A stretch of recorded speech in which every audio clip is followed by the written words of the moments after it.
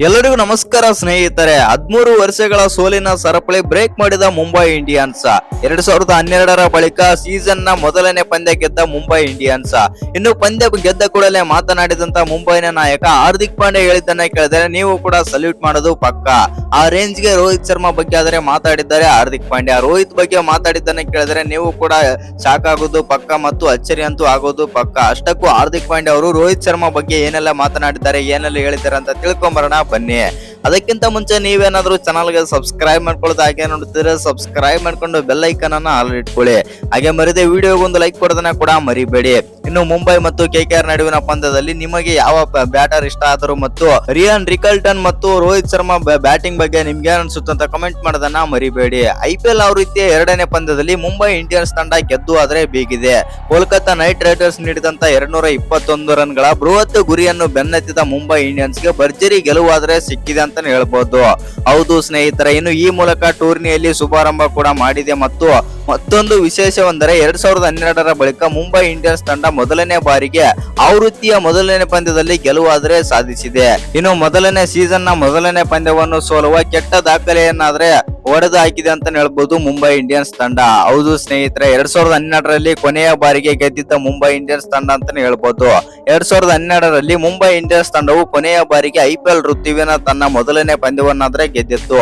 ಚೆನ್ನೈನ ಎಂಎ ಚಿದಂಬರಂ ಕ್ರೀಡಾಂಗಣದಲ್ಲಿ Chennai super Kings ತಂಡವನ್ನು 8 ವಿಕೆಟ್ ಗಳಿಂದಾದ್ರೆ ಸೋಲಿಸಿತ್ತು. ಆ ಗೆಲುವಿನ ನಂತರ ಮುಂಬೈ ತಂಡವು ಒಂದು ದಶಕದಿಂದಲೂ ಆರಂಭಿಕ ಪಂದ್ಯದಲ್ಲಿ ಸತತ ಸೋಲು ಆದ್ರೆ ಅನುಭವಿಸುತ್ತಾ ಇತ್ತು. 5 ಬಾರಿ ಚಾಂಪಿಯನ್ ತಂಡವು ರೋಹಿತ್ ಶರ್ಮಾ ಮತ್ತು ರಯಾನ್ ರಿಕಲ್ಟನ್ ಅವರ ಸ್ಫೋಟಕ ಅರ್ಧಶತಕಗಳ ನೆರವಿನಿಂದ ತಮ್ಮ ಸೀಸನ್ ನ ಮೊದಲನೇ ಪಂದ್ಯದಲ್ಲಿ ಕೋಲ್ಕತ್ತಾ ವಿರುದ್ಧ 6 ವಿಕೆಟ್ ಗಳಿಂದಾದ್ರೆ ಗೆದ್ದುಕೊಂಡಿದೆ.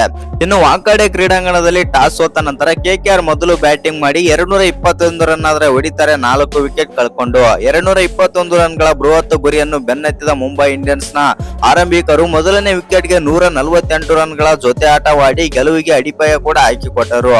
ಇನ್ನು ಮುಂಬೈ ತಂಡ 5 ಎಸೆತಗಳು ಬಾಕಿ ಇರುವಾಗಲೇ 224 ರನ್ಗಳ ಗುರಿಯನ್ನು ತಲುಪಿದೆ ಅಂತಾನೆ ಹೇಳ್ಬಹುದು.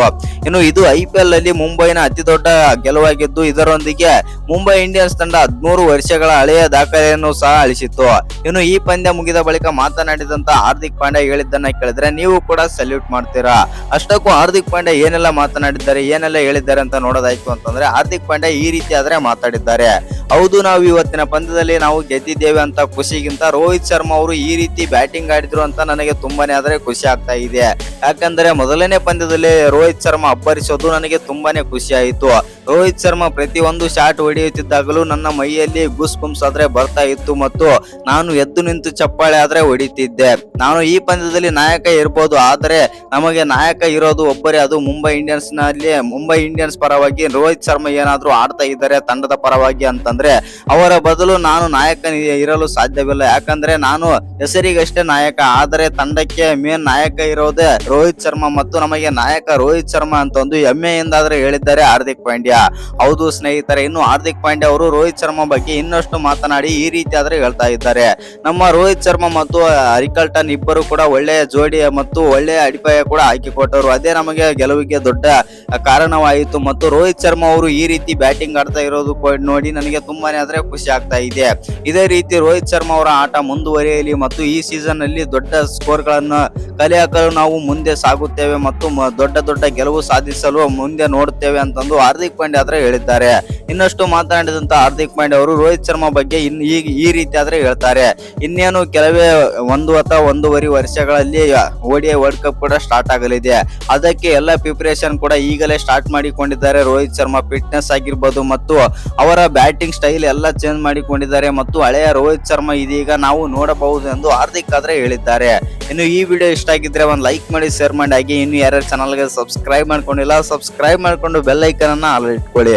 ಹಾಗೆ ಮರಿದೆ ವಿಡಿಯೋಗೊಂದು ಲೈಕ್ ಕೊಡೋದನ್ನ ಕೂಡ ಮರಿಬೇಡಿ.